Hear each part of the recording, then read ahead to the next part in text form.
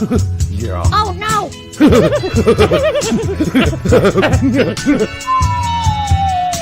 Matt, what the hell was that?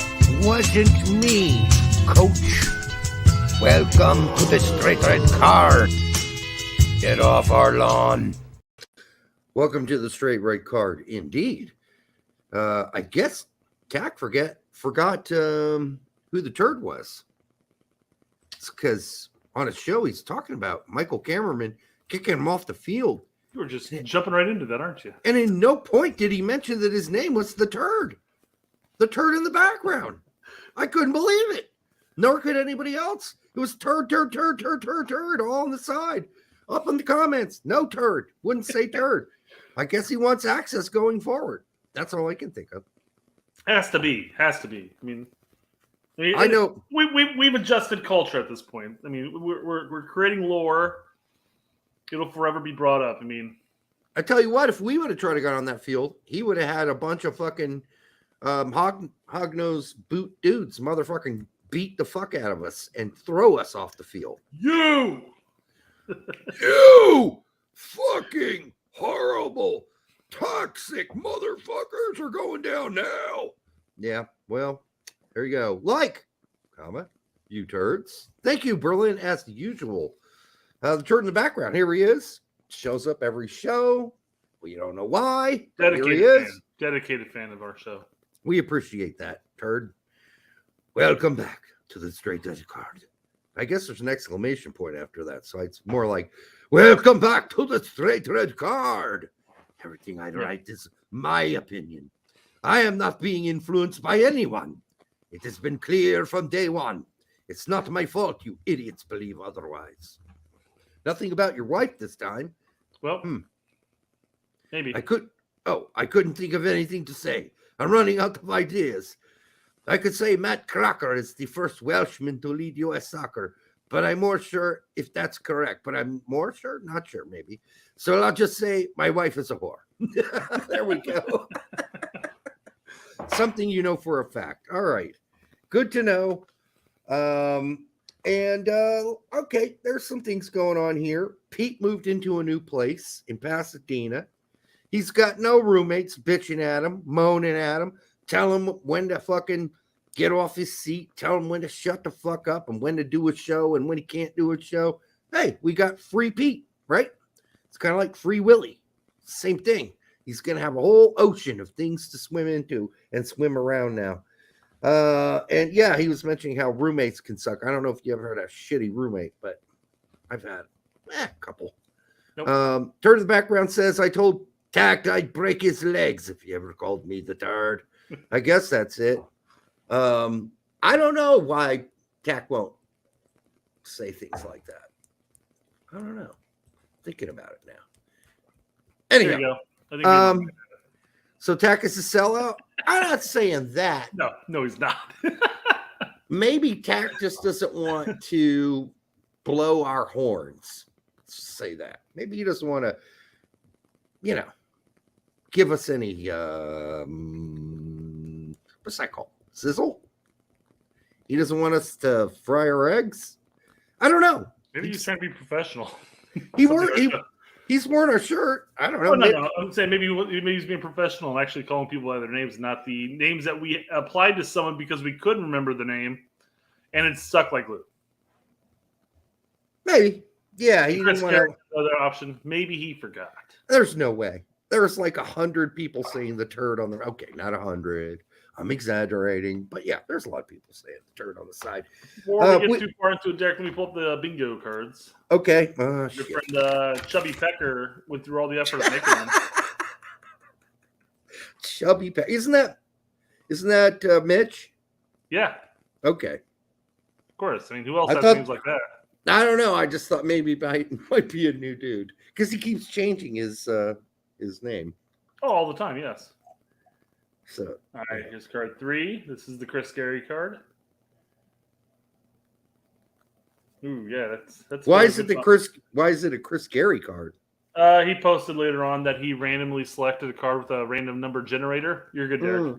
And 3 popped up, which happens to be the same one he's picked a number of times. We are going to cover Matt and Betty Crocker today. We're going to talk about that pretty extensively, especially since there's no one but us talking about Ralph, Mr. Ralph Hasenhüttl, except for us. No. So we're going to do that. Desi did request that we discuss, because we're always talking about, like, don't fuck your sister, or the other one is don't fuck sisters.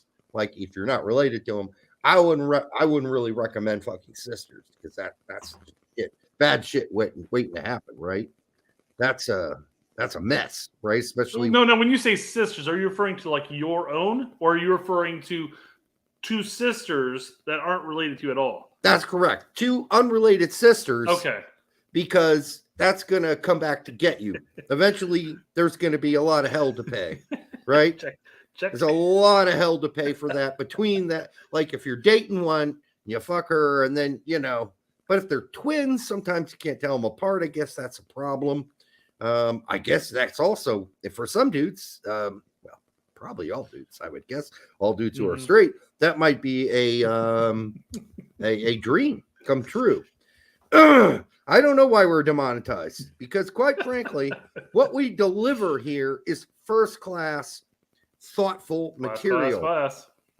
Yes, first class. So Desi posted this other thing. So there's one exception to this rule, is when you don't have much of a choice, because they're fucking conjoined. Yeah. And they share a vagina. I'm fauna. Sorry, that's an Adam Sandler joke. I don't know if anybody would have gotten that one. Oh, no, I didn't get it. Yeah, so you got conjoined twins, and they share a vagina. You really don't have much choice but to fuck both of them. Unfortunately, as this says, but only one of us has a boyfriend. I'm afraid that's not true. I'm afraid they both have a boyfriend. The other one just doesn't know it yet. But I'm assuming both of them. I'm pretty sure they know about it. Well, like okay. Living in La La Land. Nope, not mine. La la la la la la la. She just hasn't accepted that yet. I mean, she's what? Just a passive observer while her pussy's getting drilled at the same time as her sister pussy? I'm trying to sleep. Well, I'm horny. What the fuck? Can you tell him to move a little to the left on the clitoris there? What do you mean? He's my boyfriend. He can lick my clitoris. Our clitoris anyway.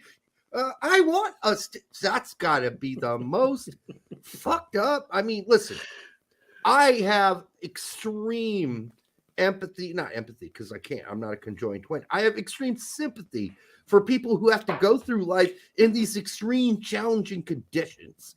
Because, I already love these two gals already. Not in a sexual way. I like them as people, because look at what they have overcome. They're conjoined. That's got to be a crazy life. If my brother and I were born conjoined, we would both be dead at this point, because we would have killed each other, because there's no way we could have lived this close. There's just no way. This is a special way of living that not anybody can understand. Can you understand this, Brett? Well, I couldn't. So I have only the most warm feelings for these two gals. So, yeah, and I'm going to get just a second. I want to cover Berlin Berlin real quick, and then I'm going to pull up a different one here. Okay. But he says, Derek Center, porn history really needs a Netflix documentary. That'd be pretty boring. It really would. It'd just be me jerking off to the hottest shit you could possibly find. That's all. It's not really that complicated. I can't laugh at this like Brett. I'm just disturbed. Sorry if that's rude. It's okay. I'm not disturbed at all. Okay. I'm just happy that at least 0.5 of them has found love. It sounds like the other half doesn't, but I don't know how you divide this up, Brett. You got two heads and one body. I don't know how you divide it up. And it seems like they're both able to, I don't know if one controls the right leg and the other one controls the left leg. That'd be the most messed up. Yeah, I don't know how that works. That'd be the most messed up thing. It'd be like a three-legged sack race, left, right, left. Yeah, right, yeah. I'm more curious than anything else. And I don't want to make them out to be some Barnes and Bailey circus thing. That's not how because they're human beings and I feel compassion for them. I'm just really curious. I'd love to see a documentary on how this works. Like Apparently, you how just have they to watch the one on Netflix about your porn history. Well, no, this wouldn't. No, I think the documentary would have to go into their sexual exploits and how that all works too. But I think, I'd be fascinated to watch that. Again, not as a freak show, because I'm not calling them freaks. They're just, that's not what they are. They're human beings that are living an extremely difficult, challenging way to live. And they're pulling it off because at least one of them has a boyfriend. And is that the boyfriend in the picture, you think? I imagine it has to be, yes. Huh. He's got a weird smile on his face. But here's the thing. Let's just say, predominantly, to your question earlier, like, was one control one leg, one control the other leg? But what about arms, too? I mean, yeah. Let's say you're there's kid photos there. Maybe they're doing homework at school. I mean, do they each have? What if the one on the right hand side is actually left handed, and the other one on the right hand side is left handed? Well, opposite hands. Let's just say they're opposite hands. So that's got to be the way I understand this is each of the gals controls their own arm. Oh, okay. But they share the bottom. Okay.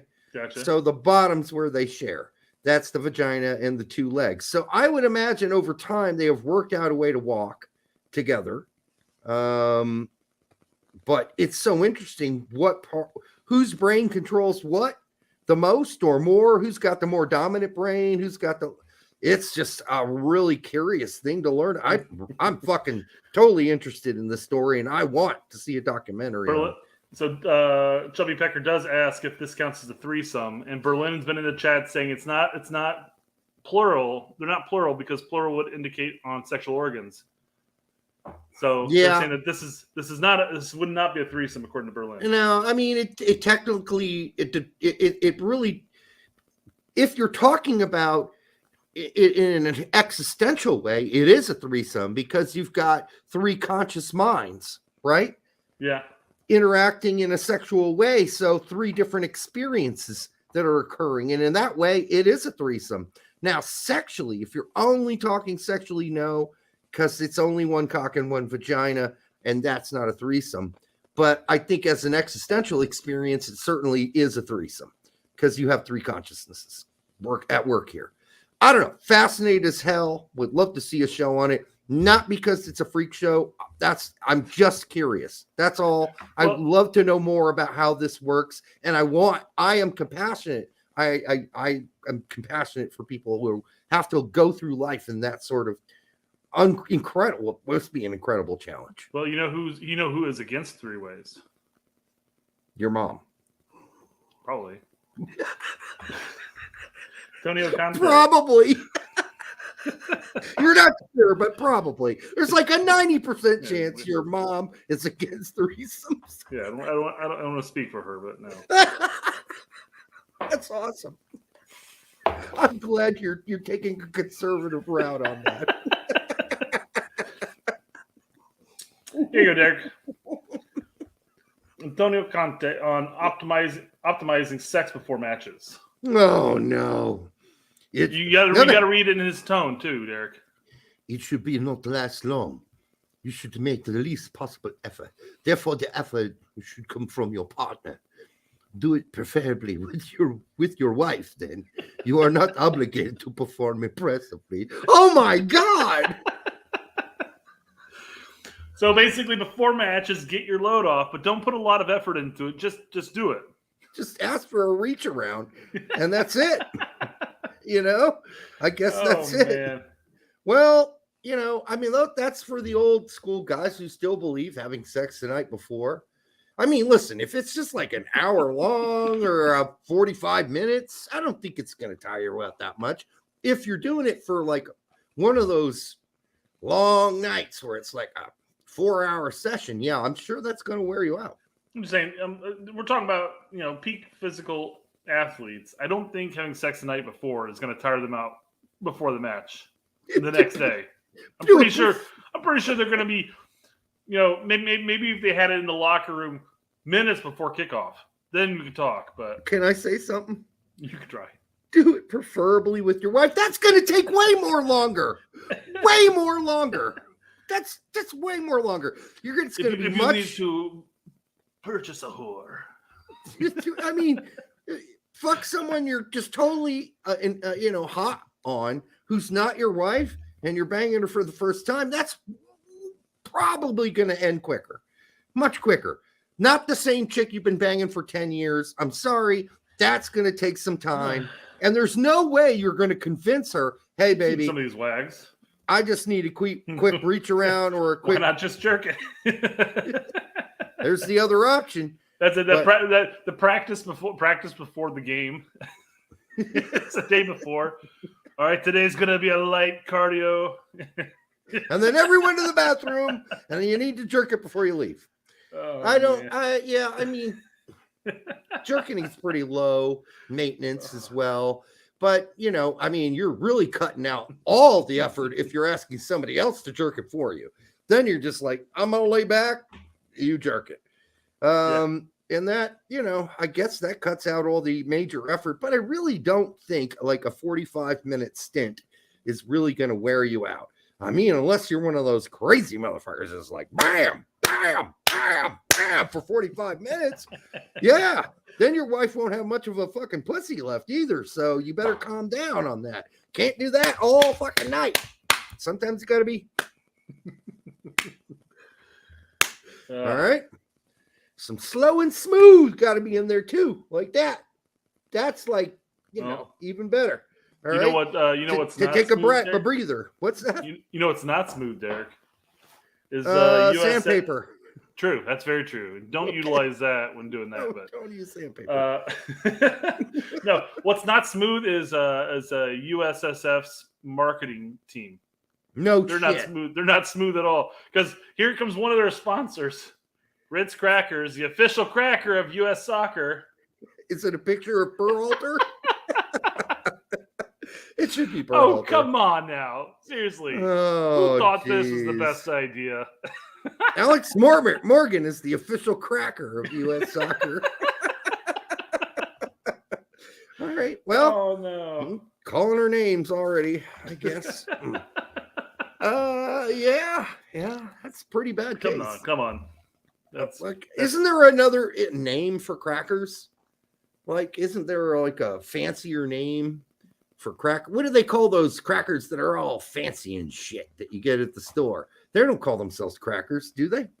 There's like saltines, like a wafer. Official saltine. That's like not a saltine by any means, but yeah, saltine or a salted wafer biscuit. If you want to go to the Brit. That's probably what the Brits would say, right?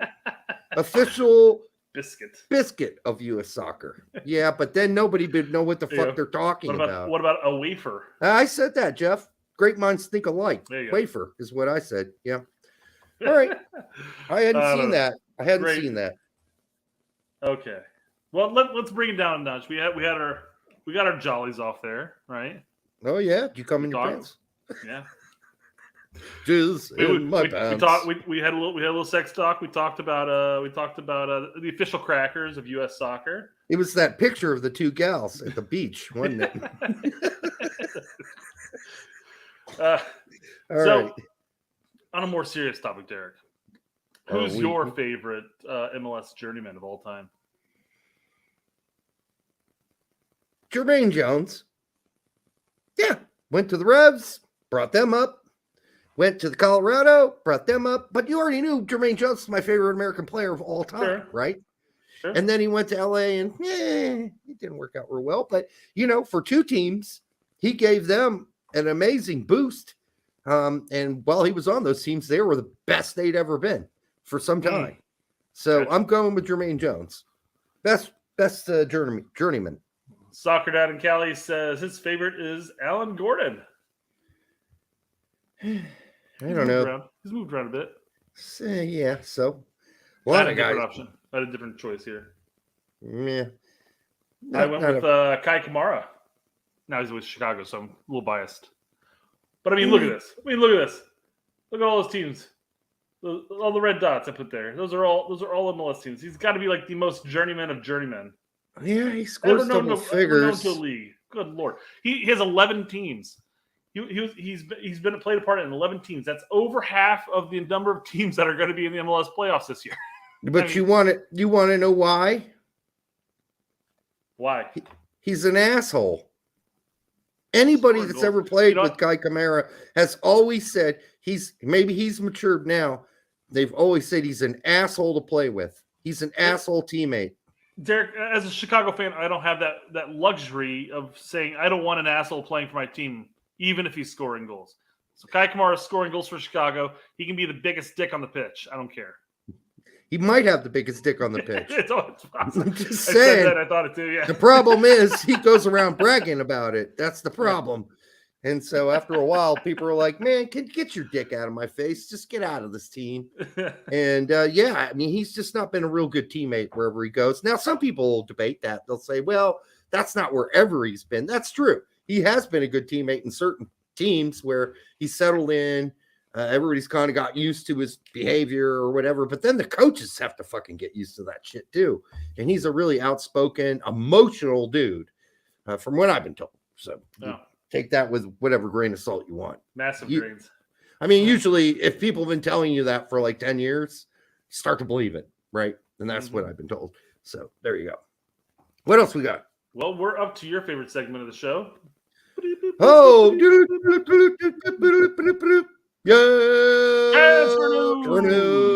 Transfer news.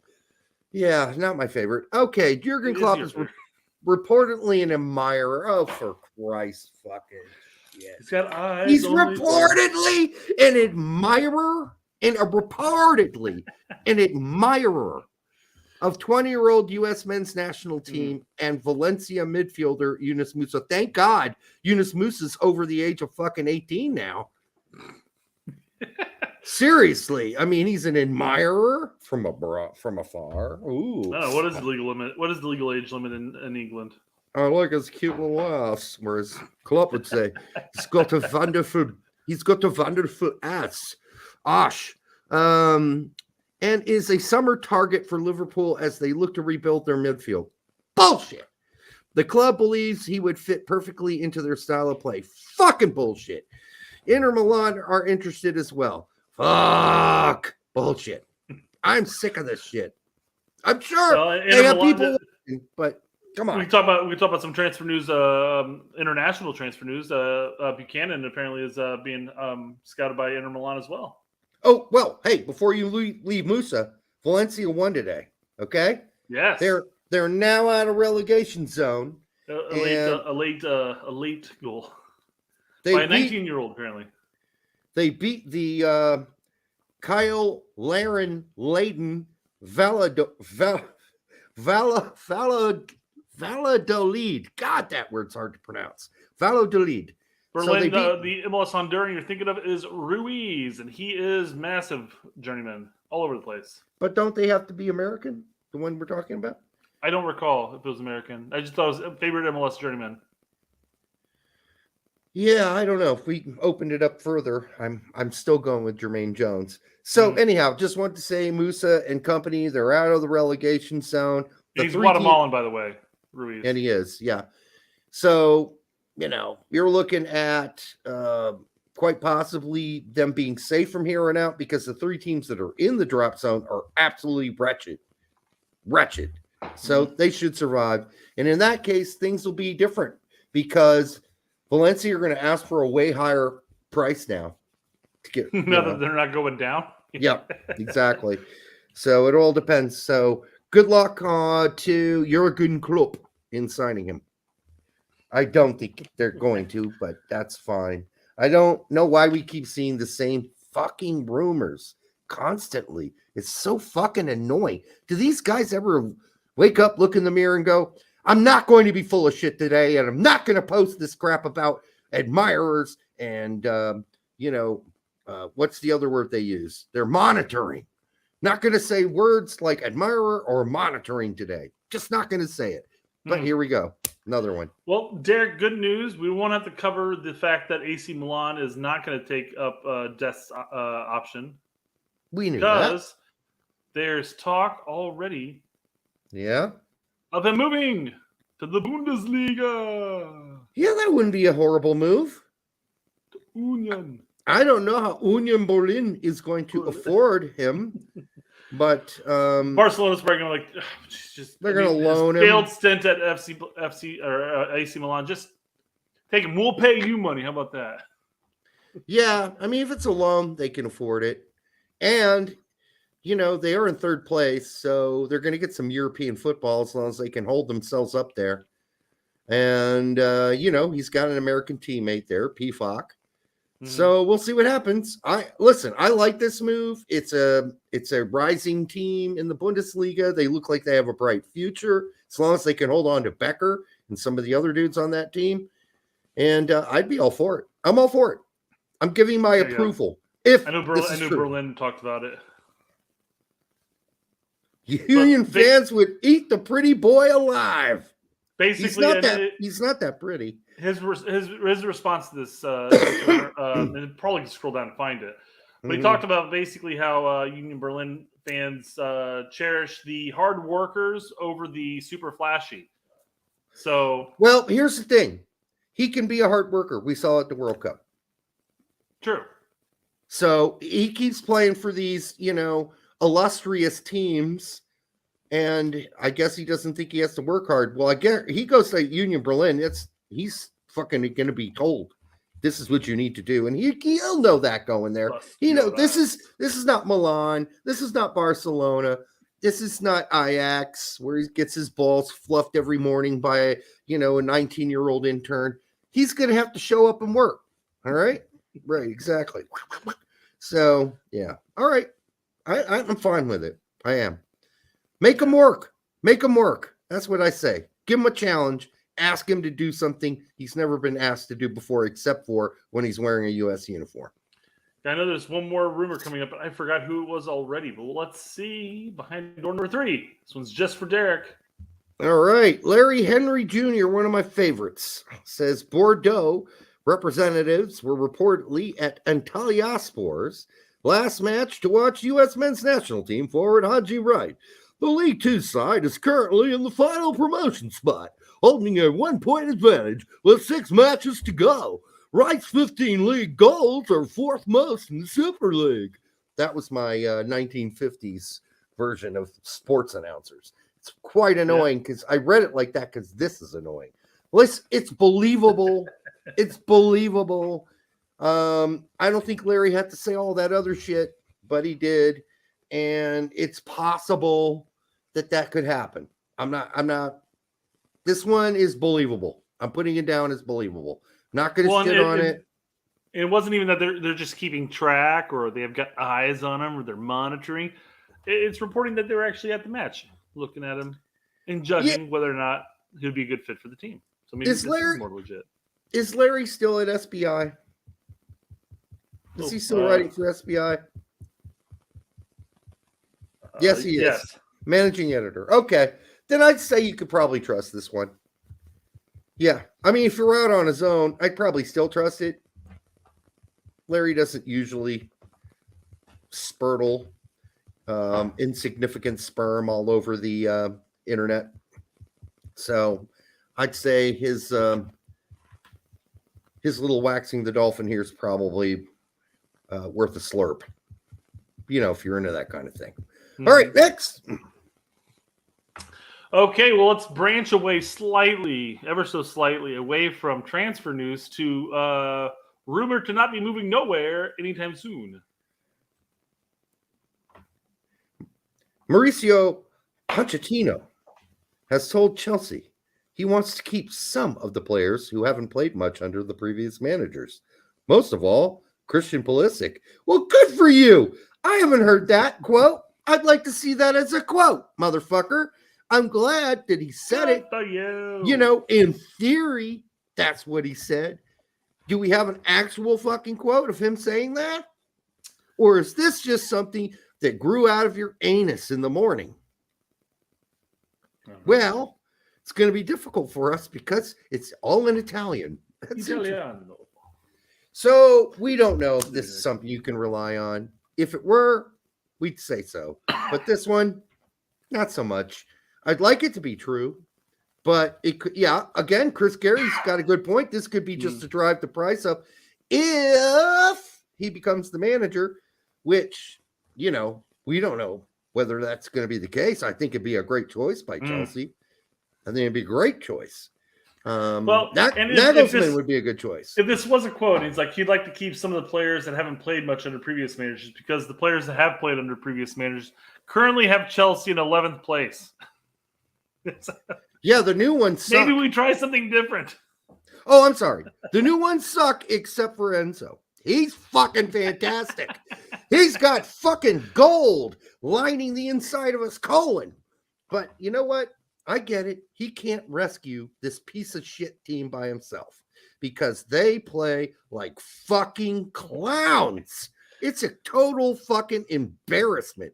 I cannot believe one of the richest teams that's ever been fielded in the history of man is this shitty.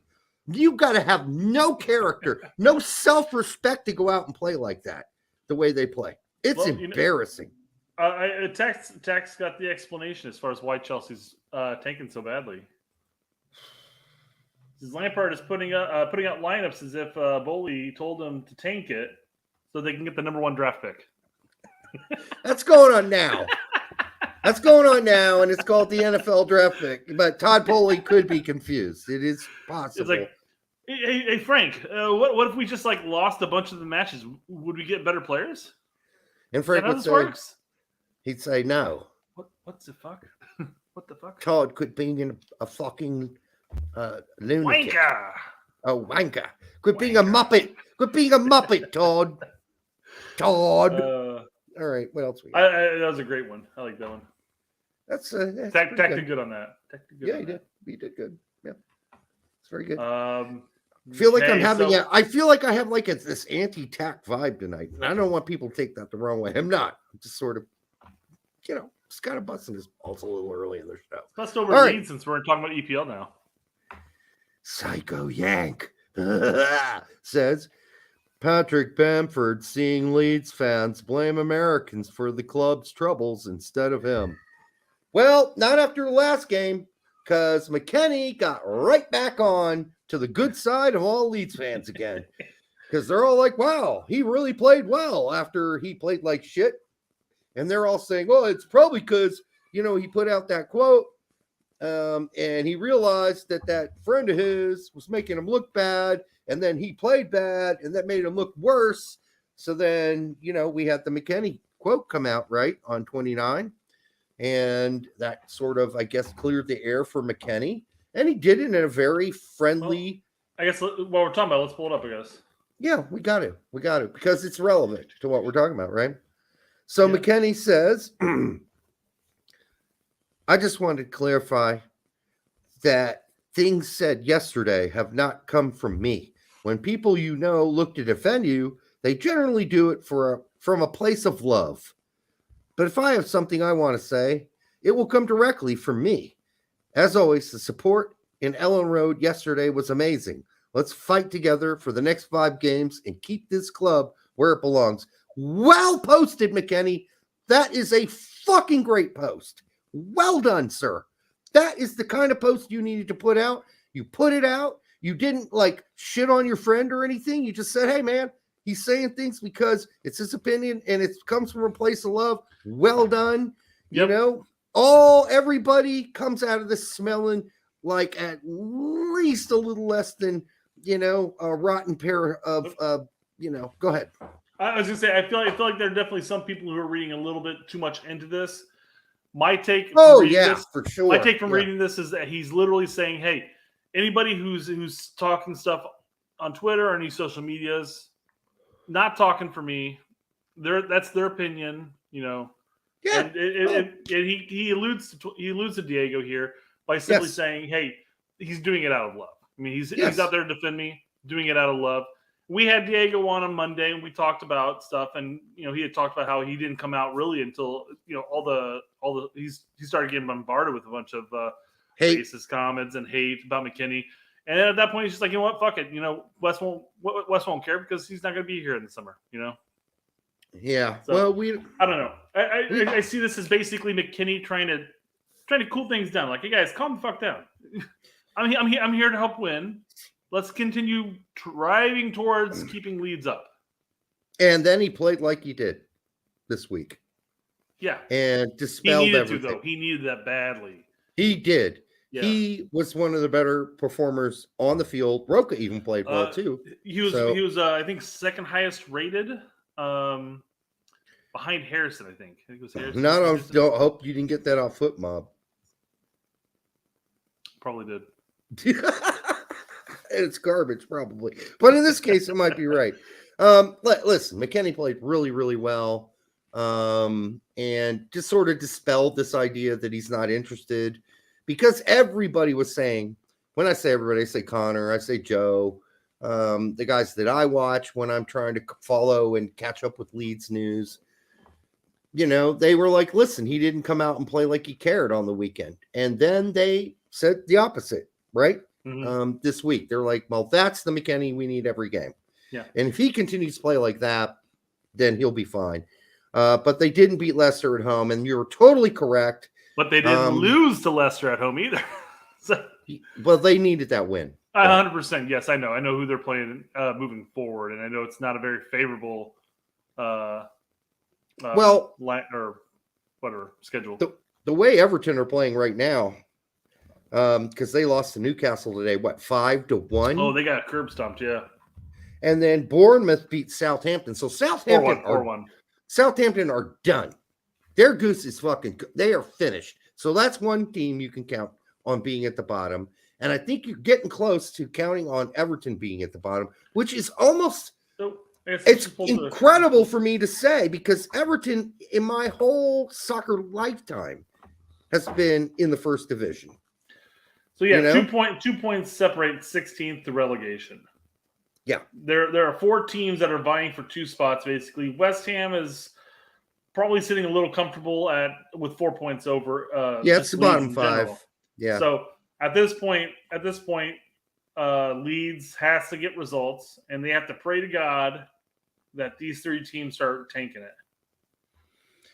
Yeah, they're going to have to worry about Leicester and Nottingham Forest, because what Nottingham Forest did on the weekend was get some breathing room, because they were way stuck there for a long time, and now they're out. And I think that'll give them a boost, right?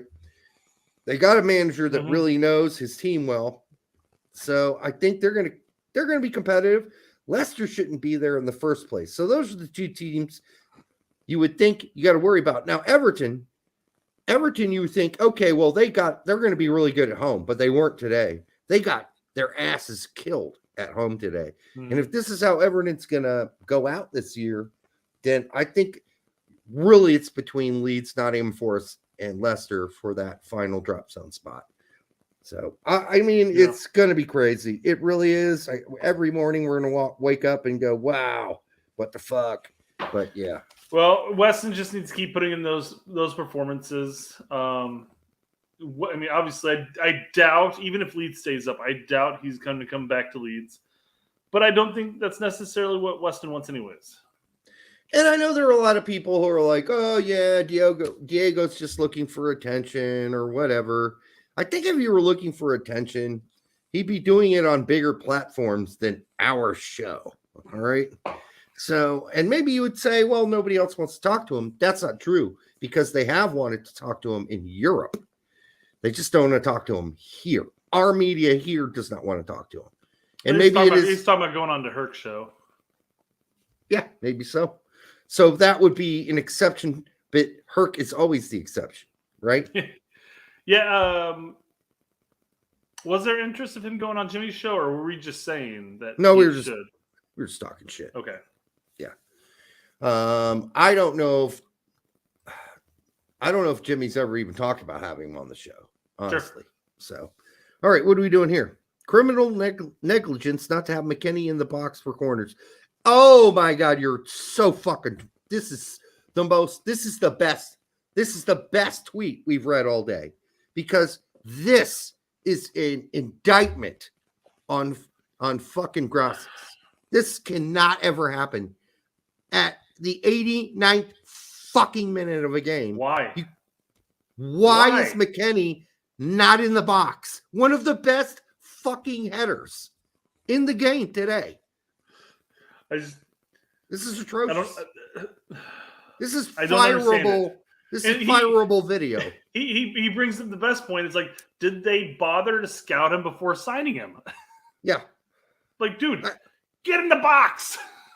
Yeah, I don't care what you do. I mean, send Somerville back there to cover the defense. This has been my argument, quite frankly, because we're talking about like where should McKinney play? I mean, because people are like, oh, I knew McKinney shouldn't have gone to Leeds. And yeah, that's hindsight. I mean, he wanted to go there, play with Adams and under Marsch and all that stuff. Right. But quite frankly, it's like he needs to be in and around the box. We talked about this on Monday with Diego. He needs to get in there.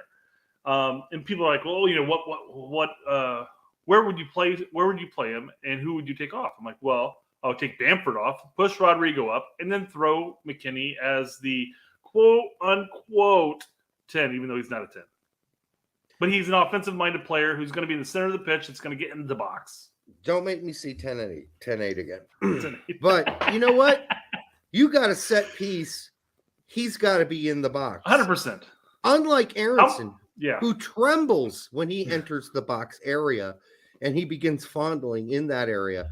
Yeah. McKinney lays the rod home. How many of McKinney's goals? How many of McKinney's goals just with the U.S. men's national team? It's not talking about his club because you can't go back through all the club and verify this, but how many of his national team goals have been off of his head in the box? I can't even verify that, but I've watched a lot of Juventus headers. I think most of the U.S. goals he scored has been off his head in the box.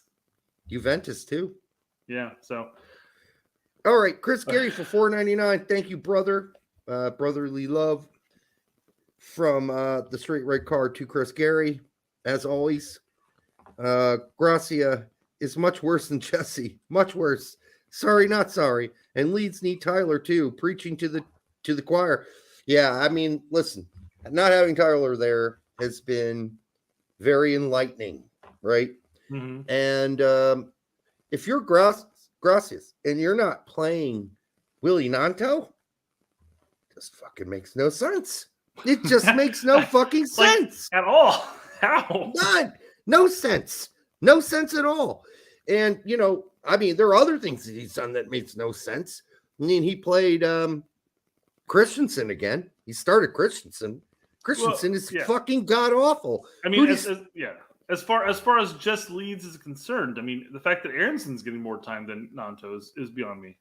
Yeah.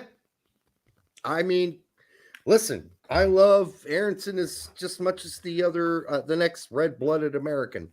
But let's face it, Aronson has not been good. He spends most of the time in the English Premier League rolling around in the grass. And that just doesn't do anybody any good. So it's Mike D. I know. We should go back to calling him Mike D, honestly. Yeah. Sorry, I didn't mean to click up that. When you try your custom tactics and lose 3 straight games, there's no shame going back to the good old 4-4-2. Well, that's not going to happen with Gracia. So I think at one game, he played a 4-2-2-2 for a while. But yeah, that didn't last. So, but I do like Rodrigo as a number 10 instead of Aronson. Well, I mean, he played that initially under Jesse for a while until he realized that Bamford sucks donkey dick, and then he had to move Rodrigo up. Yeah, but you got to leave Bamford in and have him play underneath Rodrigo. I understand Bamford missed a fucking sitter in the last game. The last game? Did you see it? No. Did you see the last one? Yes, I did see it. Yes. That is a wide open goal. How did you miss it? Beyond me. But besides that, if Bamford would have put away all of his given goals, like the ones that were here, it's on a silver platter. Just fucking put it away. Goals this season. Leeds would be mid-table, well out of relegation. So it would have been so stupid. And here's the problem with the Leeds fans: they have been so indoctrinated by their history with Bamford that a large percentage of Leeds fans just accept his mediocrity. And he's got 100 goals. So clearly 100 plus. I think he's like 101 or 102. Quit making excuses for him. He sucked. He's been horrible this season. But I don't know. Yeah, 100%. I don't know who else to play up top right now because I like Rodrigo at the 10. Who are you going to play? Oh, Dan James, sorry, he's at Fulham. Why starting not, for Fulham. Why not play game. Rodrigo as kind of like a false nine, sitting back a little bit and letting your wingers pinch in more? I don't know. I think the way they play, they actually need a center forward. The way Gracias plays, they have to have one. Sure. And I mean, and you know what? Maybe that's the problem. Maybe that's the problem. The thing. That's the thing with Bamford. He's not horrible at like holding a ball and passing it off to somebody. The problem is when he's asked to score, then he's a fucking idiot. But Aronson is MLS level. I'd give him more than that. I'd say he's probably more Bundesliga level. I think it depends on the league and the level of physicality. Because I don't even think he's Scottish league level. Because I think it's too brutal. His leg's broken. Absolutely. Championship level? No, he's just too brutal. No. I mean, at least in the Bundesliga, he won't get his legs broken in half, and he won't be spending the whole game in the grass. Going back to Austria would be fine. Austria's fine. Bundesliga really defending. Well. I mean, he could be a serviceable in Bundesliga.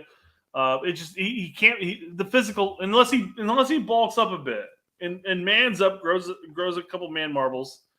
Well, let's not make him deform. Any physicality is just going to take him out of the match, which is fascinating because he was actually serviceable during World Cup qualifying in CONCACAF. And he's been fine in the Champions League playing against certain teams. How's that working out? When he was with Salzburg, he looked good in the Champions League. So it's not he doesn't have thing about Aronson is he has a really good feel of where to be to receive a ball. Then he's really good at driving it forward. And then when he gets near the box, he totally collapses and can't figure out what the fuck to do with it.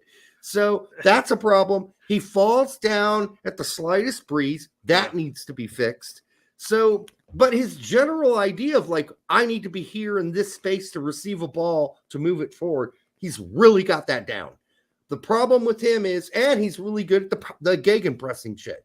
So, that's fine. Well, he's got the highest press in EPL right now. Yeah. But it's a played out way of playing at this point. I mean, really, you're going to do the gegenpress that they did, 6-7 years. I mean, that's so played out. Everybody knows how to beat that now. That's why Jesse sucked in the fucking EPL. Everybody knows how to beat that shit for the most part, except for the best teams in the EPL who still want to do ultra possession ball, and that's when the gegenpress works, right? But if your other teams, you're like, no, we're not going to do that. We're just going to loft it over two lines and attack your back line. If Jesse would have prioritized getting a striker who could fucking score goals, he'd still be coaching at Leeds because they'd be mid-table because Bamford sucks donkey dick. Probably true. Well, of course, we'll never know because that's an alternate universe. Yeah, right. Exactly. It is. Well, I feel like getting any actual striker in there, or just an additional attacking midfielder, so you can put Rodrigo back up where he's been scoring all his fucking goals all season long under Jesse.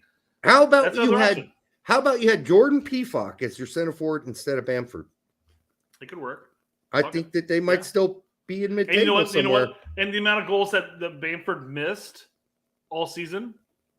Those are the bread. That's the bread and butter of Pefok, minus the Mexico missed chance. We won't talk. Yeah, I mean, but that's like the only one Pefok's really blown. Yeah. I mean, he had another one in the season with Union Berlin. He missed another bad one, but most of the chances he's got, he finishes. So I'm not going to hold two misses against him that I have seen personally because he just doesn't get to play much anymore since he got injured and what's his face took over his spot. So Larry calls me out as far as why Aronson succeeds in CONCACAF, but it's against 5'6" Latinos. But there's some dirty players in those ranks, man. So we're being heightist. That's where we're going here, huh? Short people, fuck them. They're stocky fuckers, though, man. I mean, fuck short people. Fuck those short people. Fuck those women. Those women with two heads. Fuck those people. Is that where we're going here? Come on. Let's have some empathy and compassion for short people. Let's do that. I don't know any really. I guess my parents are pretty short. My mom's like 5'6", right? My dad's probably 5'9", 5'8.5". He's shrunk too. I hope I don't shrink as much as he did. Jesus. Yeah, when you get that age, do you really even care anymore? Yeah, he doesn't care. I actually don't care fit in much either. cars better, and there's a lot of perks about shrinking in size when you get older, I man. just don't like the idea of shrinking in general, and you shouldn't either. That is a vibrant male. All right, what else we got? Jesse Marsch says Richards may start this weekend. Well, with how well he played just recently in this last match, he might. Which Richards? Chris? I'm guessing Chris. Is there a different Richards? Is there a different Dick that you're thinking of? No, that's pretty much the Dick I was thinking of. It's possible. I mean, I wouldn't hold on to hope unless somebody's really injured that Chris Richards is going to start. So I didn't watch the match. He played at the actual right back position, but did the left back push up and they play more of a 3-back in that sense? Yeah, I didn't get to watch. I don't know because you would suspect that'd be the case. I watched his every touch video, and he looked good. His passes were spot on. Was he high up the field? No, he stayed back. Okay, so probably you're right then.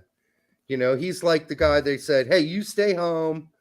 And, so we always at least have 3 in the back. We'll let the left back move forward. Jesse Marsch. Jesse, I got to say, you are super prolific. You are on Tax every show. You are on Pete's every show. You are everywhere, my friend. Anderson was subbed at halftime. Richards moved to the CB at halftime. Okay, interesting to know. Yeah, his every touch looked good, so. Okay. That's what she said. Hey-o. Woo! All right, what else we got? Bazinga. I'm doing my 1 hour stretch right now. We're moving right into the topic here, Derek. So what topic? Eric Wynalda. Eric Wynalda. That's how they say it down in Mississippi. Oh. Yeah, you ever heard that guy? Eric Wynalda. He's a real fruitcake, that Eric Wynalda. Whoa, I haven't heard that. But his ex-wife's hot. Always. Why poke the bear here? I don't know. I guess I could go to the traditional route that people go on Twitter and ask the question to get clicks in regards to the Crocker hire. I'm not going to do that. It's not that I don't care what you think, but I can only tell you what I know. This was a brilliant hire. Okay, that's fine. Well, that's just leading us into this Crocker talk. So let's talk about some Crocker talk. Hold on. Okay. I don't care what you think, but I can only tell you what I know. How about that is what you think? That's not what I guess if you think it, you know it. I don't know. To me, those are different things. If you're omniscient, then I guess you know, right? That's sort of an omniscient play when you say, it's not my opinion, I know it. That's a little much for me.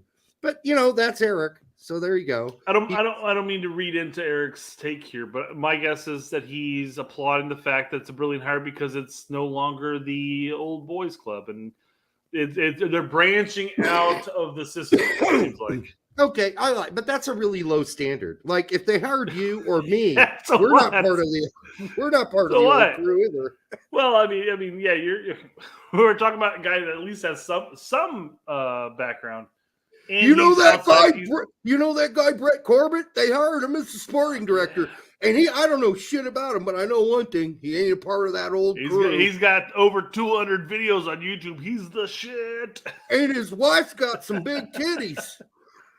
That's true. She does. Winning. Hey-oo. All right. Show anyways. I'm just saying that's a low standard. Yeah, it's okay. It's just you're talking about thinking outside the box, not necessarily wife with big titties. That's not low standards. No, they could have said, Derek Ritchie. Yeah, they hired that guy. Thank God he's not a part of that old crew. But you know one thing? He's got a fucking huge, long sack of balls. And that's what I really like about him, too. I don't know anything else, but large balls. I don't know if it's necessarily a good thing to have your balls dangling down onto the ground, Derek. Well, that's the thing. I said that as a joke because I have a pretty tight sack. All right. We can move on from here. Judgmental deity. Says, Brett, can you teach us how to win at life like you are? Wait. Is this Eric Rinaldo? You think this is Maybe. Eric Rinaldo? I might put together a 6-parter video about how to succeed at life. Maybe. Just be an arrogant prick. That's exactly. I know I've said this before, but my wife's always like, I had just like a fraction of your confidence, I probably wouldn't be married to you. I'm like, yeah, that's probably true. It's irrational. It's irrational confidence, but okay. I got it going. Okay, what can I say? Hey, it works for you. That's all I got to say. No, not really. Yeah, I mean, she watched a little. She watched the cartoon that we put out, but that's about it. Because she was featured in it. She's like, when is this going to get out? I'm like, Derek hasn't done the audio for it yet. I'll let you know. God. And then we finally put it out, and it got like 400 views. So there you go. And only the insider of the insiders knew about the insiders. the jokes. Nobody was searching that shit up. No. So it was a brilliant hire. Yes. Yes. Yeah. All right. Well, while we're talking about Crocker, the great grandson of Betty Crocker, Betty Crocker. Mm-hmm. But it's strange, but they're paying homage to his great grandma by giving Betty's first name as his middle name there, Derek. Yes. So Betty Crocker. Betty Crocker. Yeah. The first. Yeah. He likes a good recipe, folks. And here's one of his quotes from today. You stole this off a Pete show, didn't you? I totally did, yes. Just a click, screen cap. Sorry, done. Pete. Hey, you just saved us like at least 5 minutes of work. Thank you. Yeah. And it's got a picture of this cracker too, so it's even better. I mean, Crocker. Is he the new U.S. men's national team official Crocker? Cracker? I think he's Crocker. All right. There's some significant advantages around building emotional connections with players. No shit, really? Like the players like you and they want to play with you. I think the best path for coaches is just a very robotic relationship. You sucked. Very We're distant, moving on next cold game. Relationship. You're probably to the bench, bitch. That worked with Bielsa. He's very distant from his players. We clearly want a head coach that is a role model and a cultural leader as well, and can inspire the next generation. Oh, come on now. What is this? Is this like U18 or U16? A role model? What? Inspire the next generation? How many years is this guy going to be the fucking national team manager? I really kind of want to be like, insert random coach here. I'm sorry. That's how I want to live my life. There is not a manager for any country in the world that inspires the next generation of players. I don't care how great they are. No one cares about Gareth Southgate in England. No youth player in England's going, I can't fucking wait to play for Gareth Southgate. No one thinks that. No one thinks that. No one ever thought, oh, Bruce Arena, he took us to the goddamn fucking quarterfinals. I can't wait to give his ass a fucking reach around. Nobody thought that ever as a youth player. No one. So I don't even know where inspire the next generation comes from. That must be metaphoric. Larry wants Crocker to inspire his boner. Yeah, I guess the next manager has to inspire boners. As well as can inspire the next generation. Culturally, I'm not sure I get it. Maybe inspired by the play of the players on the pitch, because the next generation's looking at, the Weston McKinneys, the Giovanni Reynas, the Christian Pulisic's, and seeing how they succeed. So maybe the role model that he's talking about is to lead these players in the right direction. I guess so. I guess he's changing the way players or people in the United States think about U.S. soccer. Oh, we'll get to that, Derek. Yeah. So the legacy piece around the future is important. The legacy piece. Okay. If plus, not more important, it's going to be on the important, 2026 guarantee because he's legacy. Yeah, yes. If not more important than building up to the next World Cup. Okay, well, I would only say this, that most players look at players as those are the players that like, if you're a young player, you look at Pulisic and say, that's who I want to be when I grow up. But more than likely, you're looking at Messi or you're looking at Ronaldo if you were, young a few years ago. You're probably not looking at Pulisic. You're probably not looking at McKennie. You're probably not looking at Adams. You're probably not.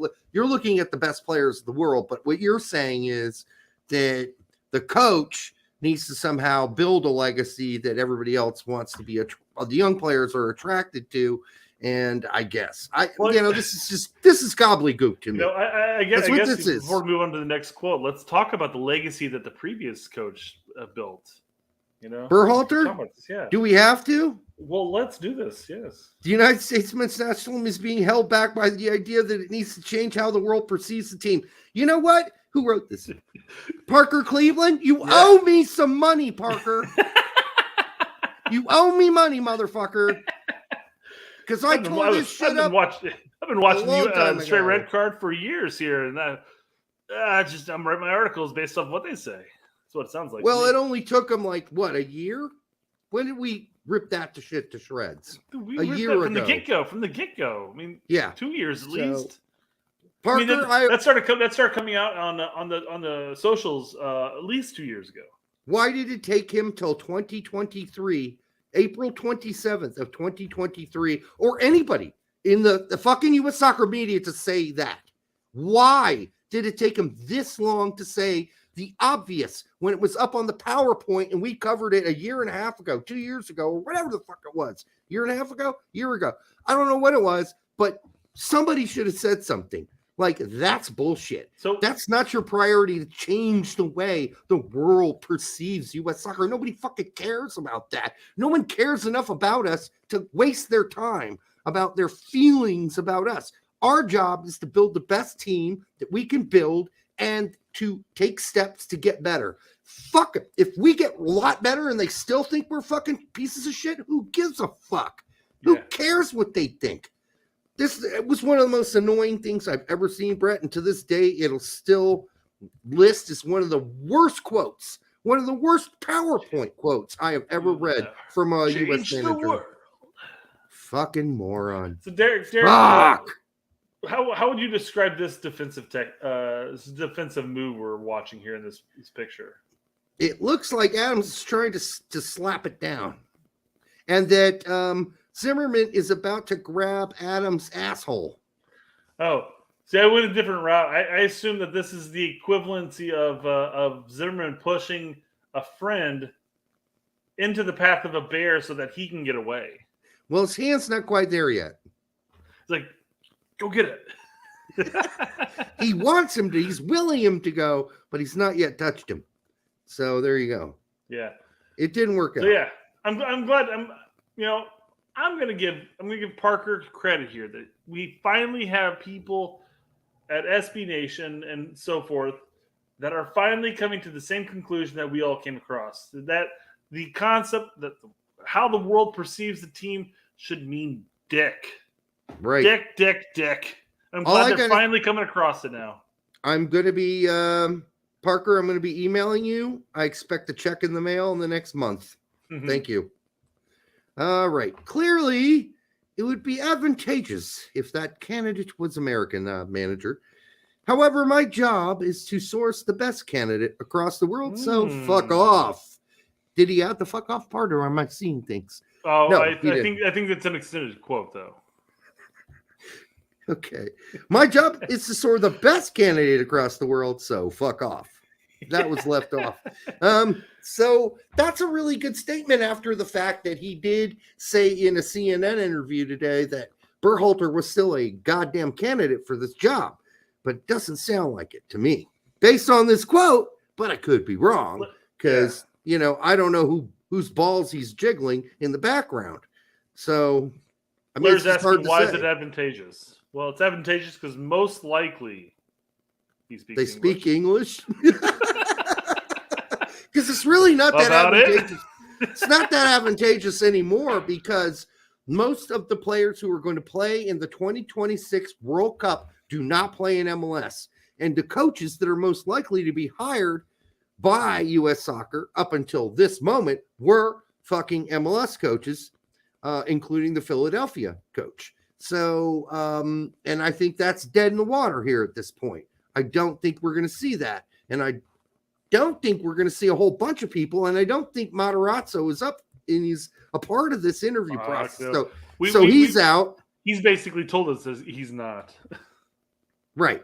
So no, I think that last quote that I just got rid of basically emphasized. Back up. Put it back up real quick. I've already deleted it.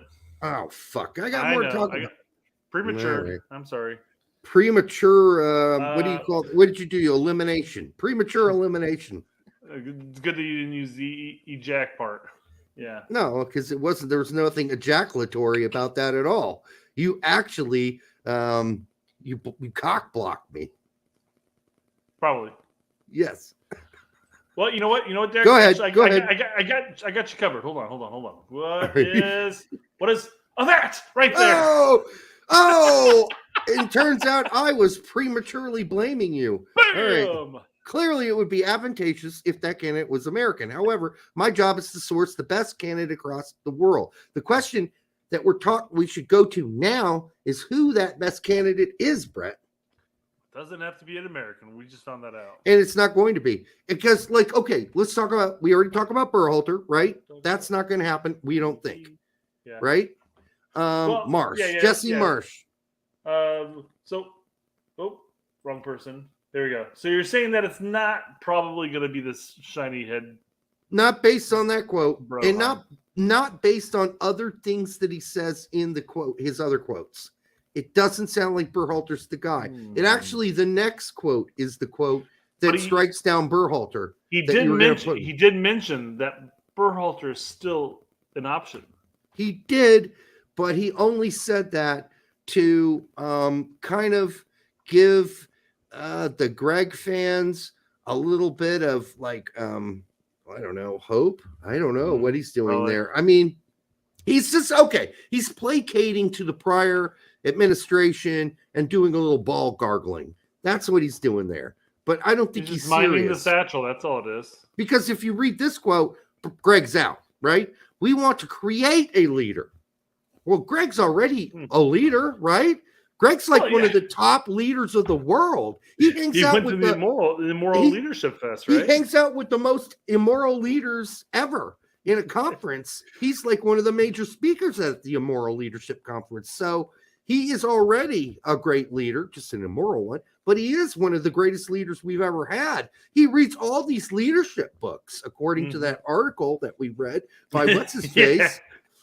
He's fucking practically a philosopher, like Socrates and Plato, or I'm sorry, I pronounced that correctly, Plato, and Nietzsche and Kierkegaard. This dude's Plato. deep as shit. I know. I was fucking around for the but no. Sorry, I went the route of talking about the kid's toy more so than the actual person. Oh, Plato. Okay. Plato. Yes, but so obviously you can't pick Greg if you want to create a leader, which is weird, right? He's going to create a leader. This guy here, Crocker. Betty Crocker's going to create a leader. We want to create a leader. Maybe much like Plato, Berhalter is malleable and moldable. That's where you're going with that. Okay, I get it now. I totally get it now. That totally works. Yeah, I don't think you want to create a leader, my friend Matt Crocker. I think what you want to do is find a leader, not create one. Because he better be a leader by when he gets there. Okay? What he's saying, I hope, is that, I mean, does he plan on using the malleable nature of Greg Berhalter, who's not malleable? Greg's a stubborn, fucking, arrogant prick.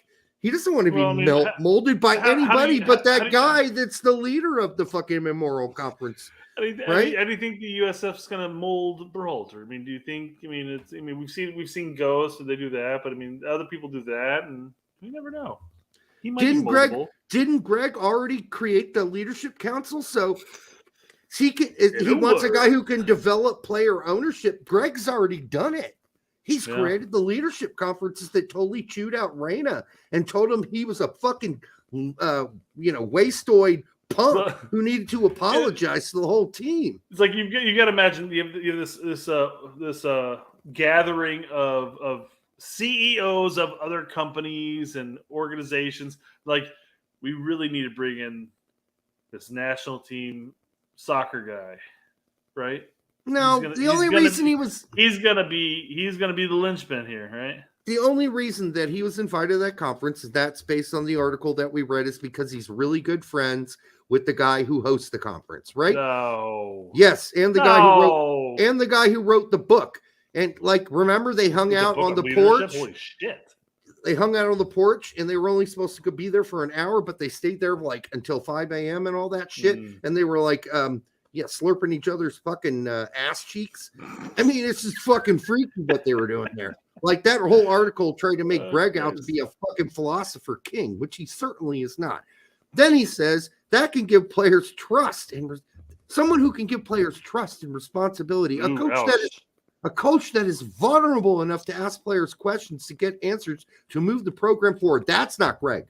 Greg is my way or the fucking highway. Get off my highway, bitch. It's either the way I want to do it, and if you want to do what I want to do, Dwayne Holmes, Jonathan Brooks. It's my way until the World Cup, and then we'll do it the other way. Matthew Hoppy, Gio Reyna.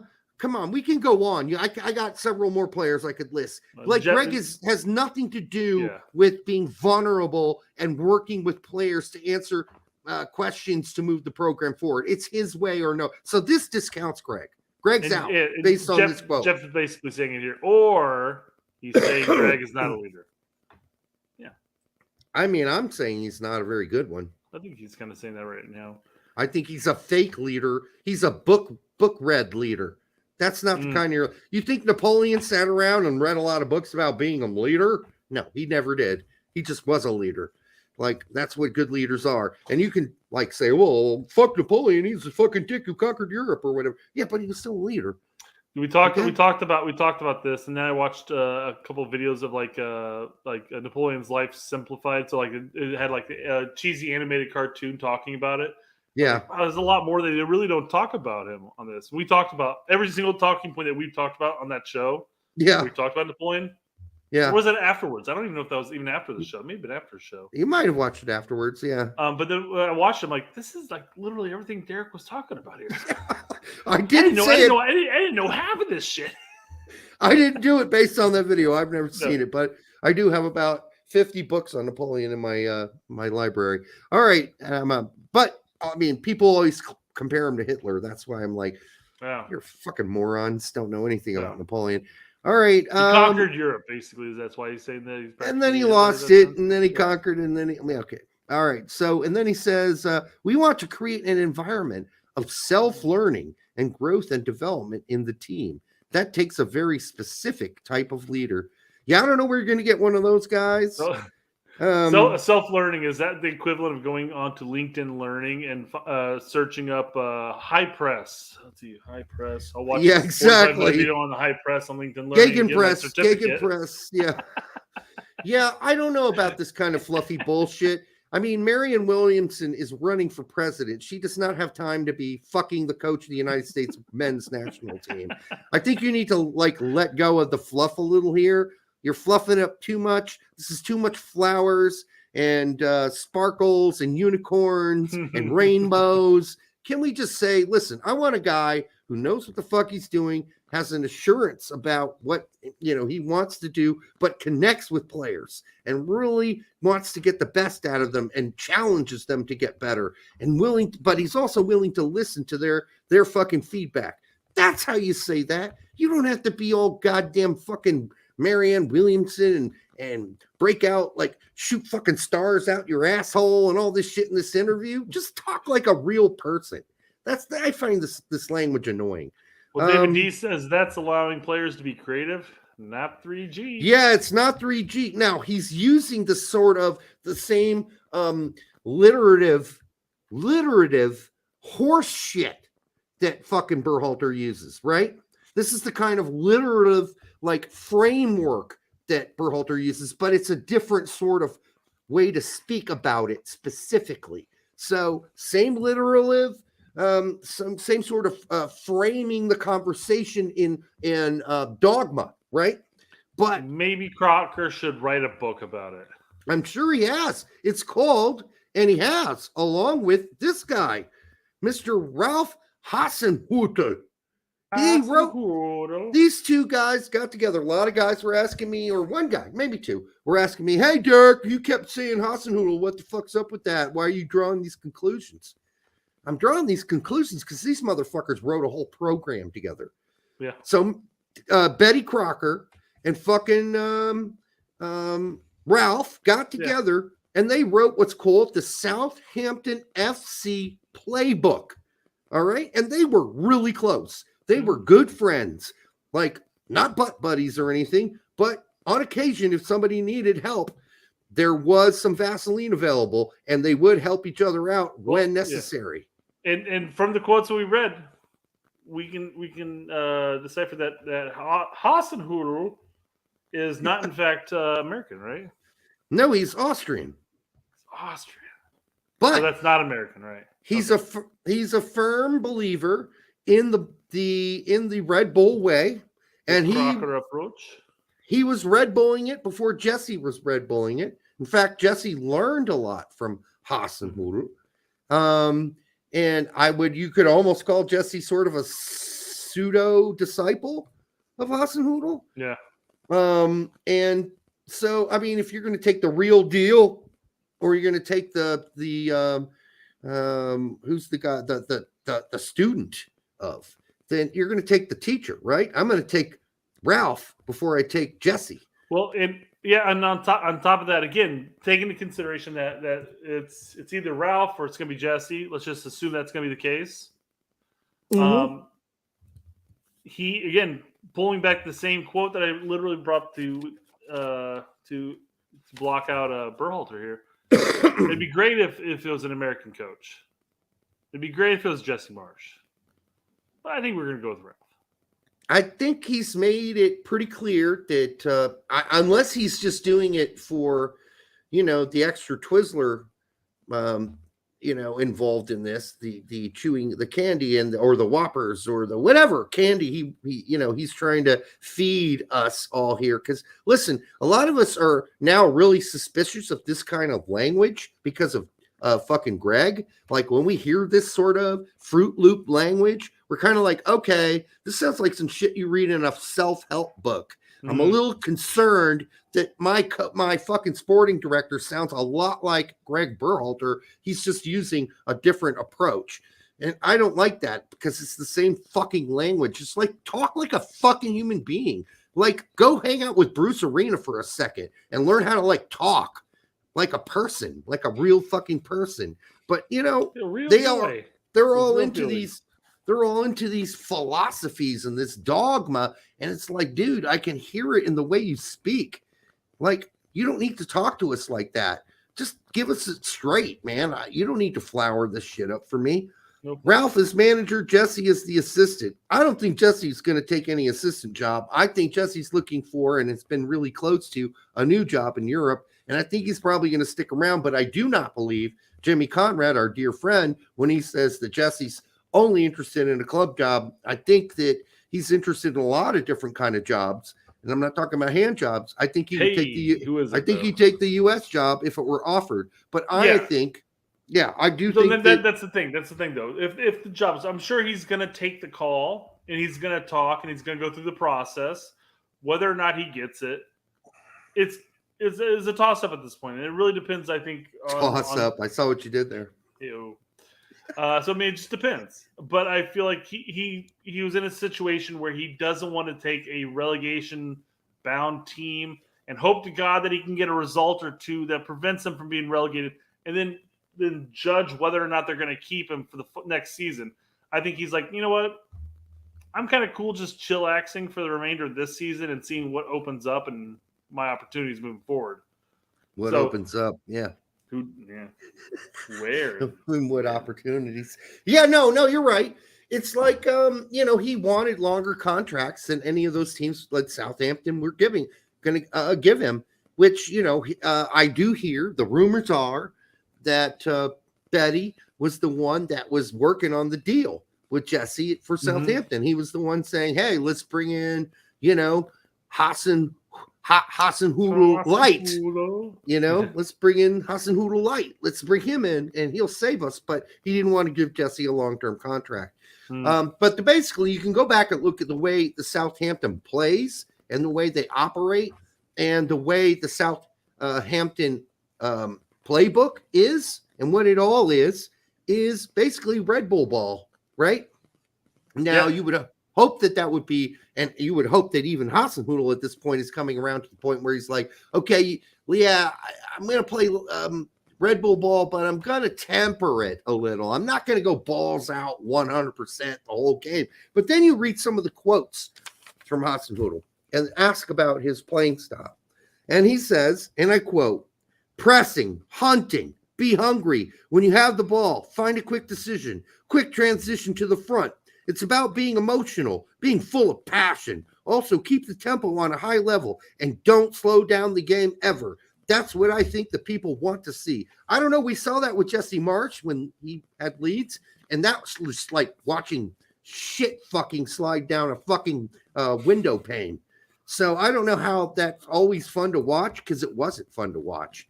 It was spastic cocaine ball. It was very, quite frankly, I think it was very entertaining. I just thought it was frustrating that they would leak the goals in and fail to capitalize any of their opportunities, hence why they lost more games than one. Given an actual solid striker. Okay, we get it. You might have seen it, Derek. You might have seen it. A peak in that style, at least with Leeds at that point, a peak would have been mid-table consistency if you had a striker who could score goals. You need to create a slide, Brett, that says Bamford sucks donkey dick. Yeah. And just flash it up whenever you need it. Yeah. But you like the fact that he plays a 4-2-2-2 predominantly. I'm not sure it's the 4-2-2-2 you remember from Bob Bradley's 4-2-2-2, because it isn't. It's a little thinner, with predominantly allowing the left back and right backs. That's fine, though, given our left and right back options, though. Yeah. I think that's partially. I mean, when you start going into the depth at that point, then you're looking at like Scally and stuff like that, who's not necessarily an up and down the pitch back. But when you talk about Dest and Robinson, Jedi at that point, you are talking about the type of backs that would flourish in that system. The problem with that system, Hasenhüttl's system, it's much like Jesse's system. It's very thin much of the time, and it's so vulnerable to a counterattack. So, that's the problem with dogmatists like Jesse, like Hasenhüttl, like anybody addicted to the Red Bull style of play, which is totally played out at this point. It's totally played. Like, everybody can figure that out. That was like really fashionable with Leipzig at one point. And Hasenhüttl was able to take them to second place in the Bundesliga. It was amazing. They went and played Champions League, blah, blah, blah, blah, blah, blah. Those days are over. I'm sorry. They're just done. And you can't go into the EPL and play that balls out style, because it'll wear the fuck out your team. They will be so goddamn exhausted unless you got 11 Aaronsons on your team who never get tired. Other than that, everybody else is going to be fucking exhausted. You can't play like that the whole season. There's just no fucking way. That's why Aronson and Adams played consistently, because they never fucking got tired. They played. Adams doesn't. Yeah, Adams does not get tired either. So even though I'm the one who put out the tweet that predicted that Hasenhüttl was going to be the guy, it doesn't mean I like the idea. But if I had to pick between him and Jesse, I'd probably still pick Hasenhüttl, because he has more accomplishments. Like, he went to Leipzig and did some shit. Right? Jesse went to Leipzig and shit a brick. Okay? Jesse went to the EPL and shit a brick. Well, Hasenhüttl stayed there for a couple of years before he shit one. So, I don't know. When Hasenhüttl went to, didn't he get them promoted? And then they were in the EPL for... So yes. It wasn't like he came to an entire situation that was already in the shitter.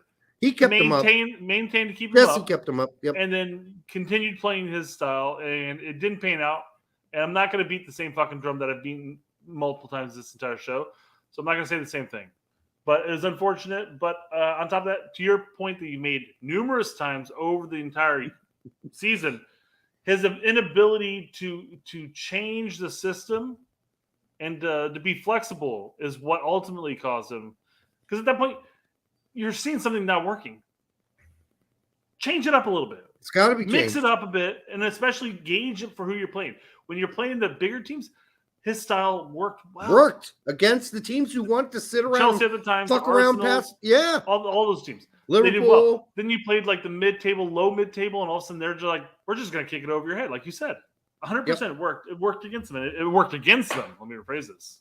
So even the guys like Klopp, who were big gegenpress guys, don't play that way anymore. Nagelsmann, when he took over, he did not play like that anymore. He adjusted the system. And now he's no longer with any job at all. And he's unemployed, just like Jesse. Yeah. Well, then we get to all these other guys. It's like, yeah. Because he lost like 3 games for Bayern. Yeah, he'll get another job, and it won't be, 100%. Hey, please save our dying fucking Leicester team. No, it will be like, please already come coach Chelsea. Yeah. We're like we're second in our division. We just need that extra little push. You know? Please come and coach Tottenham. But, I was listening to Pete's show today, and he went through this litany of other team names that are going to be up, that he would like to see be interviewed for the U.S. manager job. And I have to say, frankly, none of them are realistic at all. It's not even worth discussing because it's not realistic. It's not going to happen. These people are not coming here and managing. So why waste your time waxing your dolphin about some shit that is never going to come to fruition? Like, sometimes people keep talking about. Dolphin is just fun, Derek. It's true. Mourinho not coming here. Nagelsmann not coming here. Conte ain't coaching the U.S. men's national team. I don't care how many times you say Conte. It ain't happening. What other name says? Zidane. Nope. Quit wasting your time. Pochettino's not going to come and coach the U.S. men's national team. Henry wants to, but we don't want him to. Gattuso. Why? He's a horrible coach so far based on everything we've seen. Jurgen Love. For what reason would Jurgen Love want to come here? Because he's friends with Jurgen Klinsmann? That why you want him to come here? Because he ain't coming here. I don't know if Jurgen Klinsmann is necessarily going to be hyping up the U.S. men's national team position. And listen, Jurgen Love was spent of ideas with the German national team by the time he left it. Patrick Vieira, why would he leave what he's doing? I mean, obviously not much right now, but why would he come here? I don't know. I don't know why he would come here. Guardiola. What a pipe dream. Why are we even typing that name into the comments section? Not here, but other places. Bielsa. No way. Not going to happen. He's a cold, sort of distant kind of guy. Yeah, he'd get along with the press here real well. Renard. People keep saying Renard. Renard's got a job. He just took a job as the women's coach. Luis Enrique. I would like that to be true. I really like Luis Enrique, but I don't also want to watch our team dribble the ball around 5,000 times in the backfield before they decide to make some sort of decision to go forward. Like, we're not Barcelona. Tuchel. People keep saying Tuchel. I'm like, why would you even want that guy?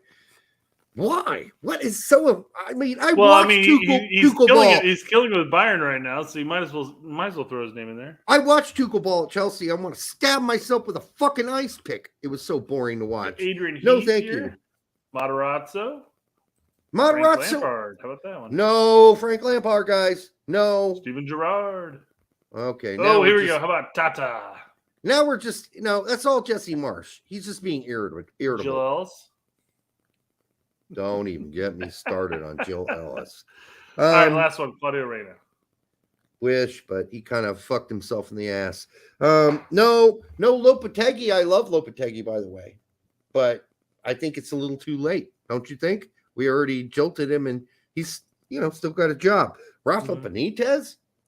Come on, really? So can we just throw all those names out? I mean, you can still lay awake at night and jerk off to those names if you want to, if they really excite you. If only. Oh, Rafa.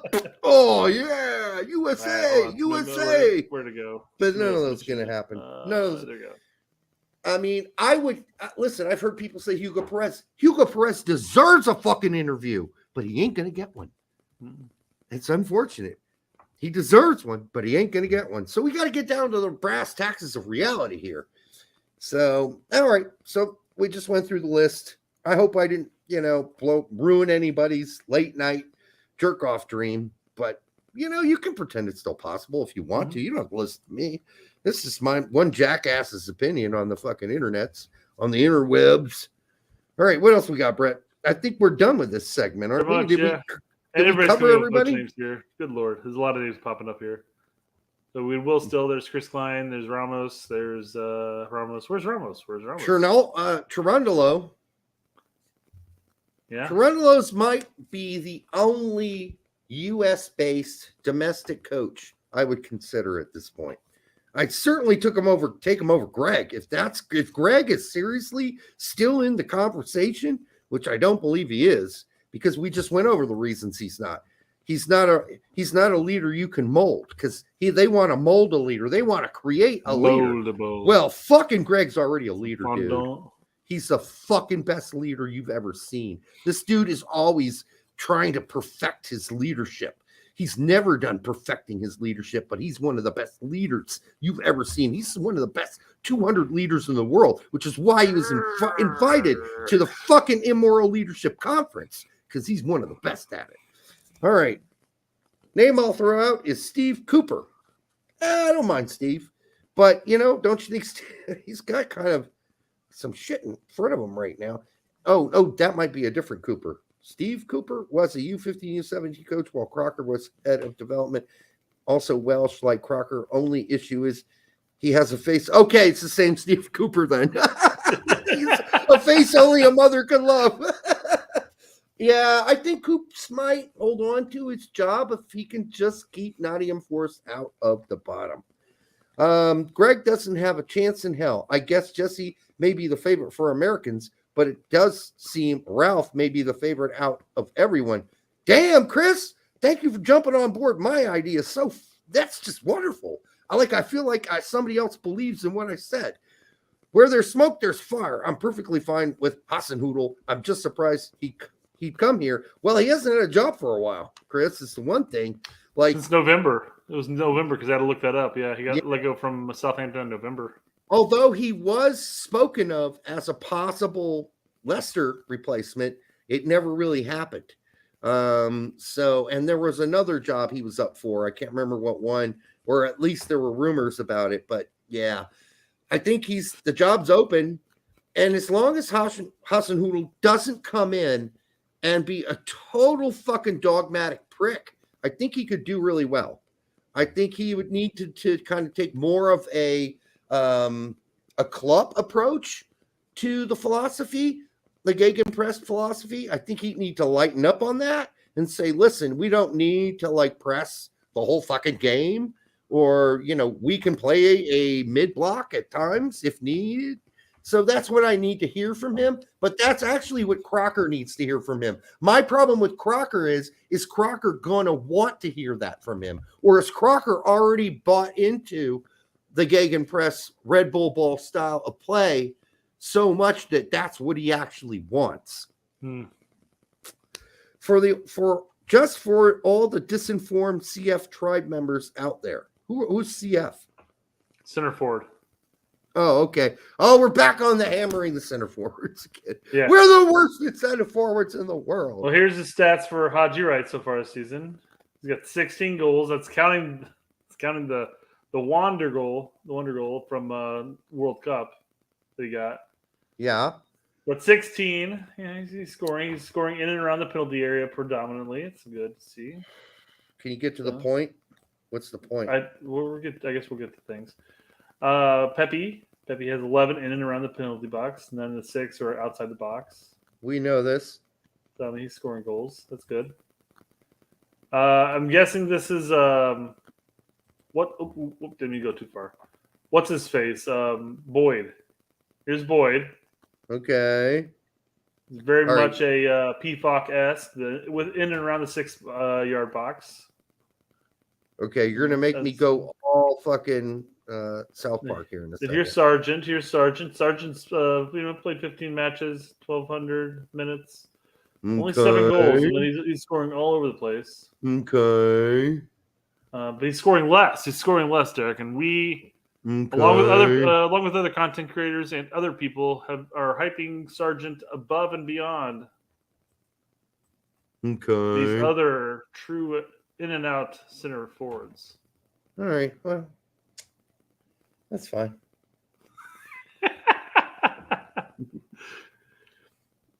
Yeah. I got nothing. All right. Well, just figured we'd check in on that. I don't know. We're not going to talk about the fact that fucking Haji Wright plays in fucking Turkey.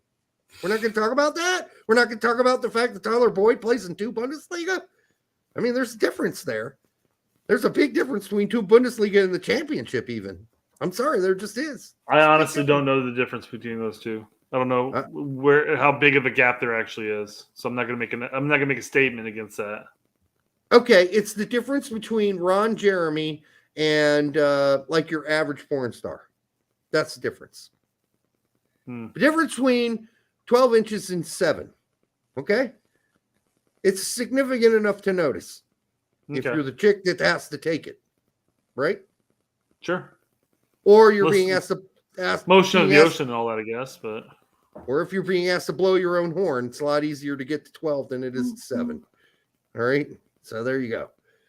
No, there is a difference. Still have to be pretty flexible, Derek. Still have to be pretty flexible if that's the case. Ron Jeremy can do it, and that fat fucker doesn't look flexible at all.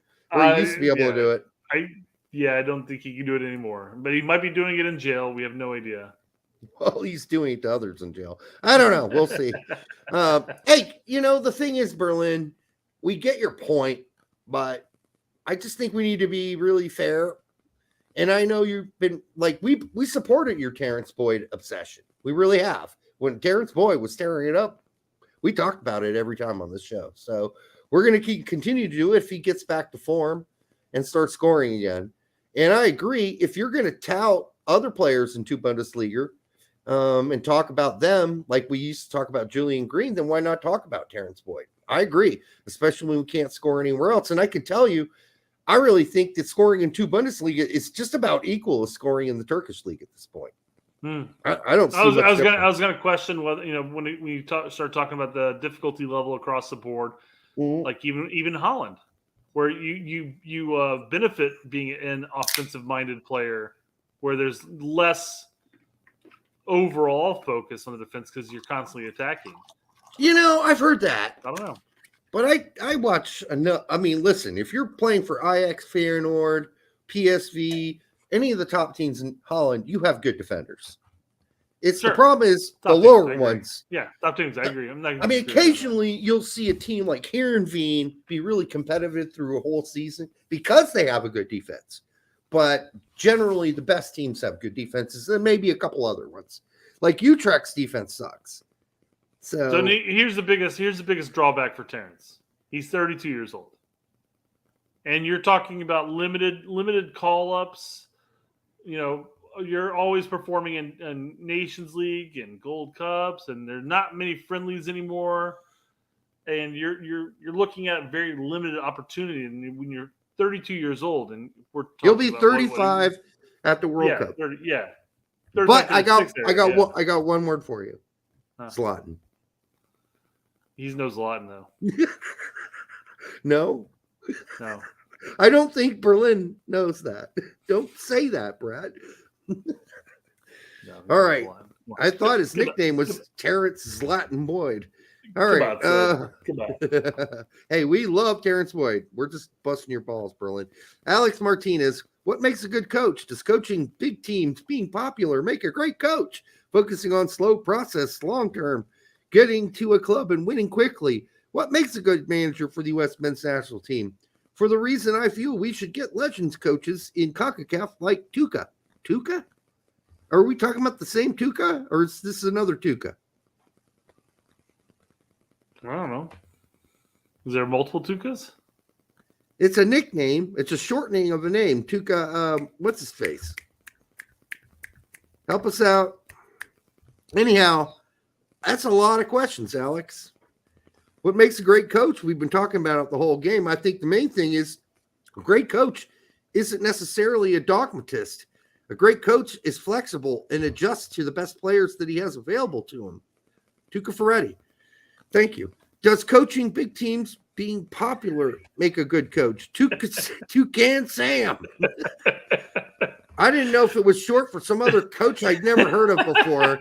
I was going to say Ferretti, but I was kind of worried I might just have missed something. I don't know. Does coaching big teams being popular make a great coach? Not necessarily. Focusing on slow process long term, getting to a club and winning quickly.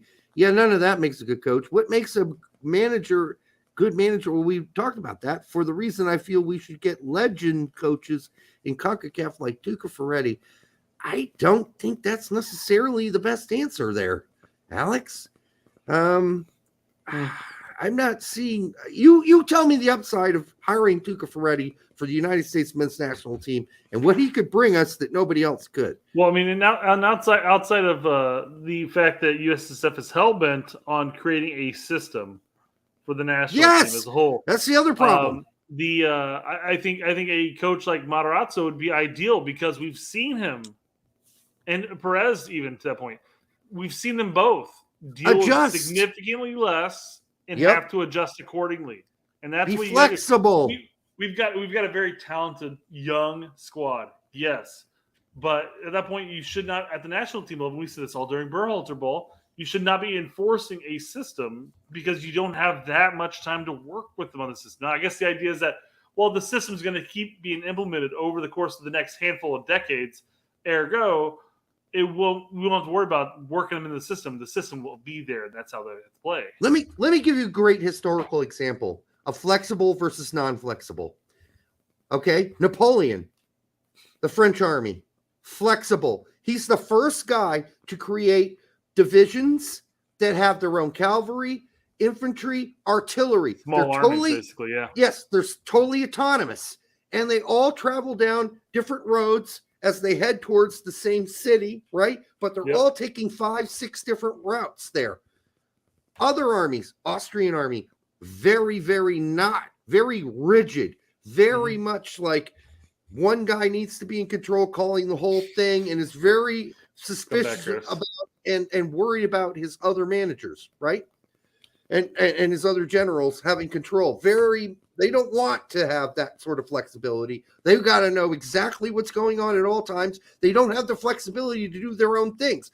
Napoleon created corps. Corps had all those things. They had, infantry, like I said, artillery, cavalry, blah, blah, blah. So there was this book written called Blundering to Glory about Napoleon. He was so flexible and he had so much faith in his corps commanders. He let them all do their own thing on the other roads so he might run into the enemy, right? And what was his famous saying? March to the sound of the guns, right? So if if they ran into the enemy, one of the corps ran into the enemy, the rest of them would then march to the sound of the guns. And you know where they would end up? On the flanks of the enemy, right? Behind the enemy sometimes. That is flexibility.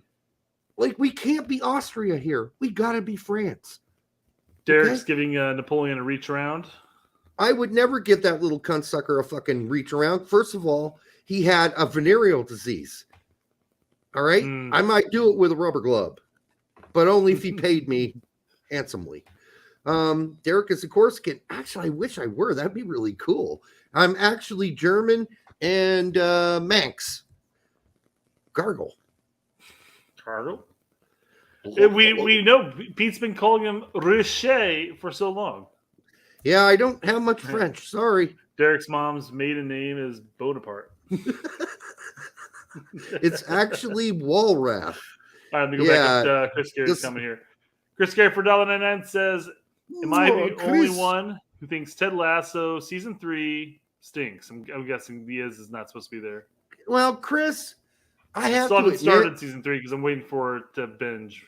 I have to admit, I have watched most of season 3 in an inebriated state, and I've kind of enjoyed it. So, I don't know. Could be me. I mean, it Because is a little. I'll give Go you my take on it when we start it here soon. There's usually only about 10 episodes a season, so we'll probably start it within the next week or so. I'm having fun watching it. I really am. Yeah, there's some weird shit going on, but yeah, I still enjoy it, Chris, you know. But you know what? It's the simple things in life. I try not to be very judgmental about things that I anticipate enjoyment from. And that way I'm not disappointed, right? I don't have high expectations of the show when I go into it. I expect it to be a sort of relaxing, mind-numbing experience that, you know, kind of gets me through the night. You know what I mean? Whatever gets you through the night. You said that it's picking up, It's but there's so many right. stories going on. It's all right. Makes sense to me, Derek. All right. What? Chris Gary said that it's picking up, but there's so many stories going on. There are a lot of stories. He's right. There are a lot of things going on. Last comment of the night. Drum roll. Here's a previous commenter that hasn't commented in a long time.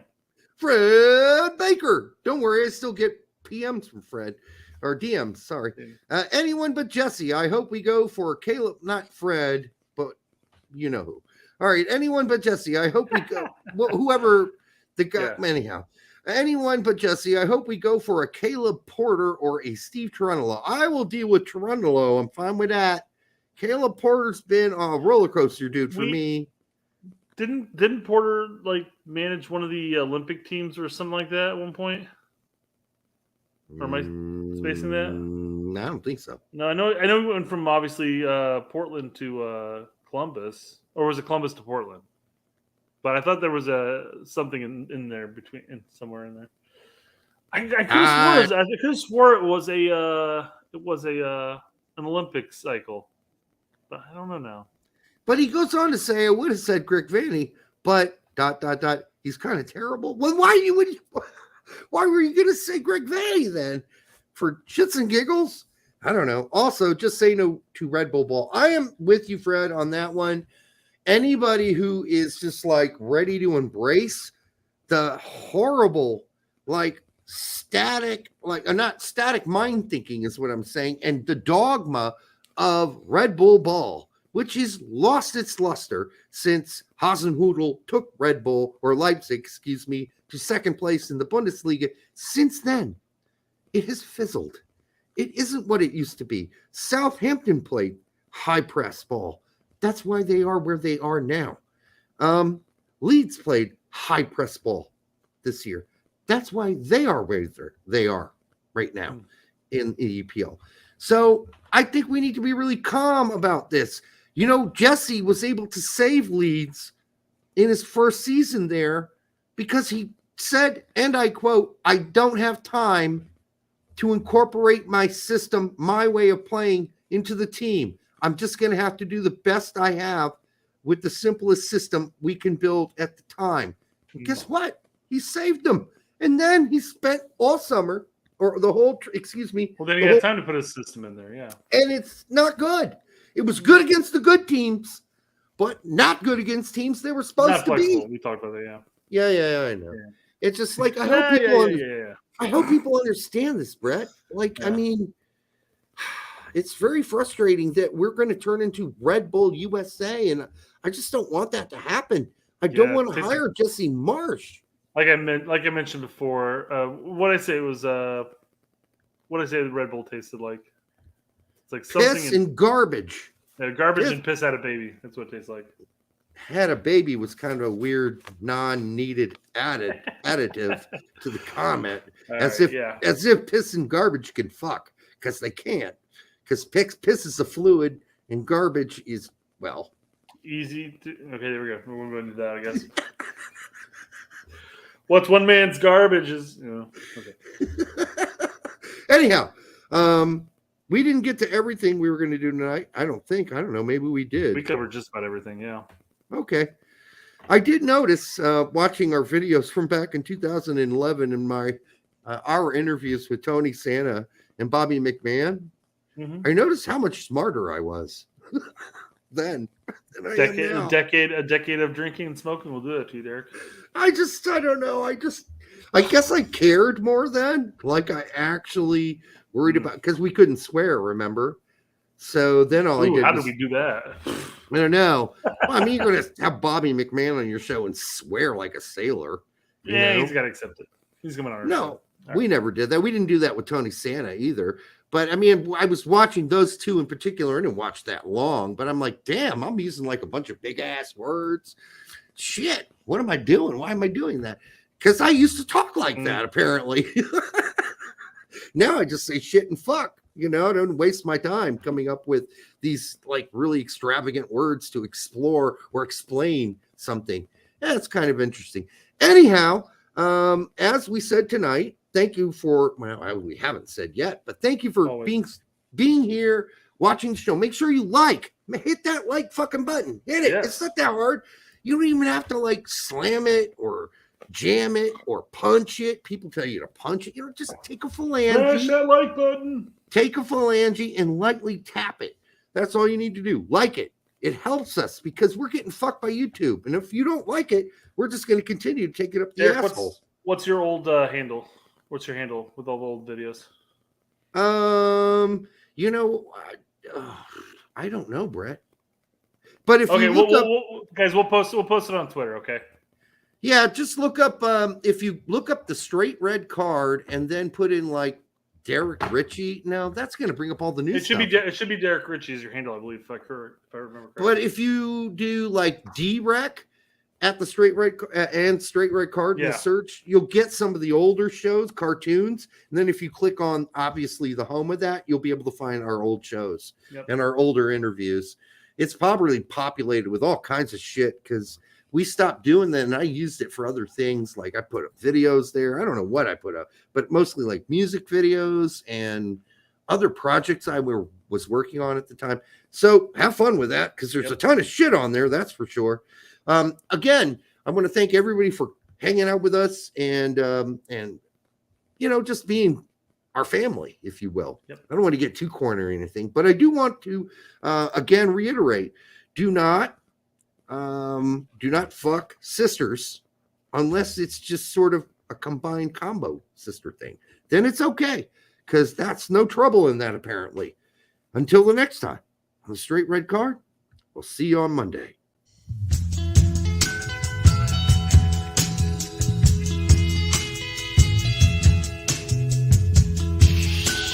You're gonna do her.